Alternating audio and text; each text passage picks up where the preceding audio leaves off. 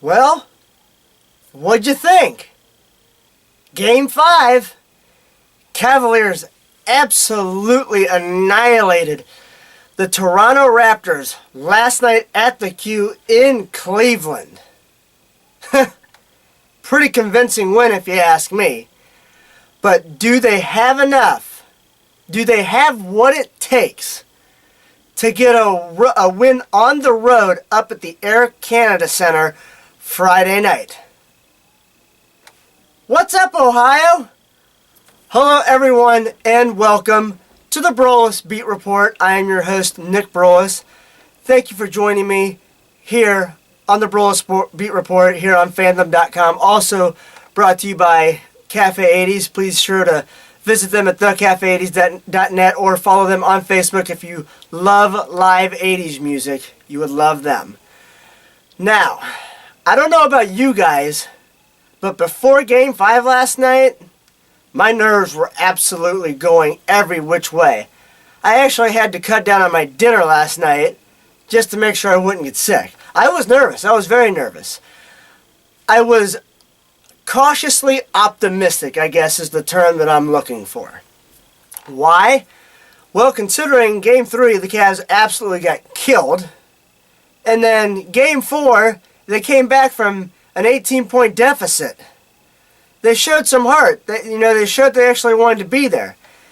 Here's the problem. You got to be able to do that almost on a consistent basis, night in and night out in the playoffs, especially as far as the Cavs have gotten. So, I'm cautiously optimistic. For those of you that may have read or do read my Broulis Beat Reports on fandom.com on a daily basis almost, you would know that I predicted that the Cavaliers would lose Game 4, which they did, and they would come back and win Game 5 in Cleveland, and then that they would win Game 6 up in Toronto. I've been wrong before.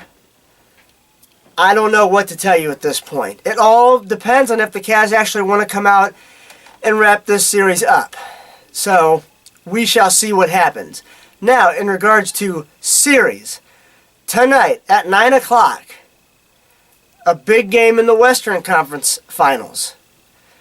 Can Golden State win and avoid being eliminated by the Oklahoma City Thunder?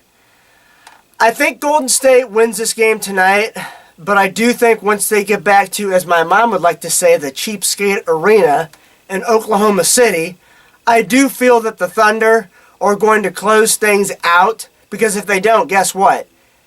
It's over after that, because you're not going back to Oakland and winning that, at least in my opinion. So, I'm very curious to see if the Thunder can get an upset road victory again for the second time this series, but we shall see. Also, it would be very interesting, because I just found this out 2 weeks ago. If by some chance the Cavs and the Thunder meet in the NBA Finals, it would be the first time in NBA history, if I remember correctly, that two, I believe it was first-year head coaches, were to meet in the NBA Finals. And some very interesting storylines, if I would like to add to that as well. So, we got Game 6 to look forward to Friday night, and we'll see if the Cavs can get a big win on the road, because I would love to see that happen. Switching to baseball, the Cleveland Indians won 3 out of 4 in Chi-Town over the White Sox. And it was a pretty impressive series, if you ask me. The pitchers, for the most part, did what they were supposed to do. I'm still surprised that Josh Tomlin outdueled Chris Sale, because, in my opinion, he is the best pitcher going, other than maybe Clayton Kershaw right now. So the Indians won 3 out of 4. They are a half game back of the Chicago White Sox. They come back home, day off. Now they welcome in one of the better teams, in my opinion, in the Baltimore Orioles for a 3-game series for this holiday weekend. And I really do think that it's going to be a good series. I give the advantage on offense to Baltimore. I think they have one of the top 5, if not top 3, offenses in all of baseball. And I'm not sure, I didn't have a chance to research it off the top of my head, but I do believe they either lead the league or they're in the top 3 to 5 for home runs for teams. So should be an interesting series. And then after that, the Texas Rangers come in for a series with the Indians, followed by the world champion Kansas City Royals. The AL Central is very tight right now, excluding the Minnesota Twins. So what can you say? I didn't think they were going to have that bad of a season, but it should be a very interesting homestand for the Cleveland Indians, and hopefully it starts with a successful start this Friday night as they start up with the Baltimore Orioles. So that does it for this edition of the Broulis Beat Report. My name is Nick Broulis, and I'll see you the next time I see you.